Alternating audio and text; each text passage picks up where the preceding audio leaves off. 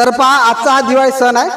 या ठिकाणी आपण शिवमंदिरात प्राचीन अशा पवित्र अशा शिवमंदिर एकांतात आहे आणि शिवाला शिव एकांत प्रिय दैवत आहे.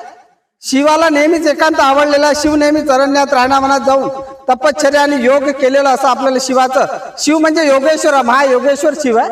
तर या शिवाला या ठिकाणी म्हणजे मंदिर बांधण्यात आलेलं, याचा जर त्यावेळेस शिवाचे अनेक भक्त असतील तर पाय आजीबाईंना विचारूया. तर आजीबाई, तुम्ही इथं किती वर्षापासून येता? आम्ही हा 20 वर्ष जास्त केली, 40 तर नक्की झाली.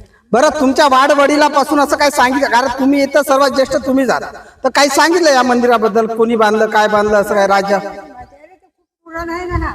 तर तुम्हाला काय वाटते की अगोदर गाव वगैरे असू शकते का इथे? हो हो, आम्ही पाहिलं, आम्ही येते लहानपणी, माझं माहेर येतच आहे, माझ्या घरी येतात. आम्ही हे अशी पोरासारखी येते, धुणं धुवायला येत होती, याची भिंती, हे गायचे येतात ना, एवढ्या भिंती होते. हे गाव होता का इथे?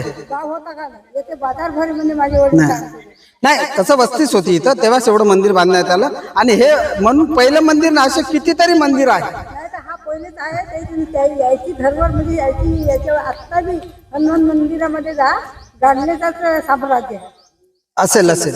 आणि बरं, तुम्हाला काय वाटतंय की हे आता मंदिर या ठिकाणी आहे, तर या मंदिराबद्दल तुम्हाला काय वाटतं की या मंदिराचा विकास व्हावा?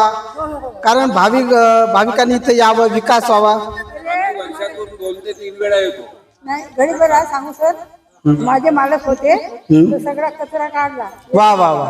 कचरा काढला ना, ते याची चंपाचं झाड होता, ते हा चंपा नाही, तो चंपा, गावठी चंपा. हा नाही, पाकळीचं झाड आहे नाही का, हा 2-3 झाड होते. हा, बेलाचं झाड आहे. हे लावला माझ्या मालकानं, त्याचं झाड लावला, मूर्त्या फोडला, त्याच्या हातावर 11 वर्ष झाली, त्या मूर्त्या फोडला, त्याची पेंटिंग करून काही करून आता 20 वर्ष झाले तर ते काही करून नाही. तर म्हणतात ना, भोल्या शंकरा आवड तुला बेलाच्या पानाची, तर इथं भोल्या शंकर आहे आणि इथं बेलाचं झाड सुद्धा आहे.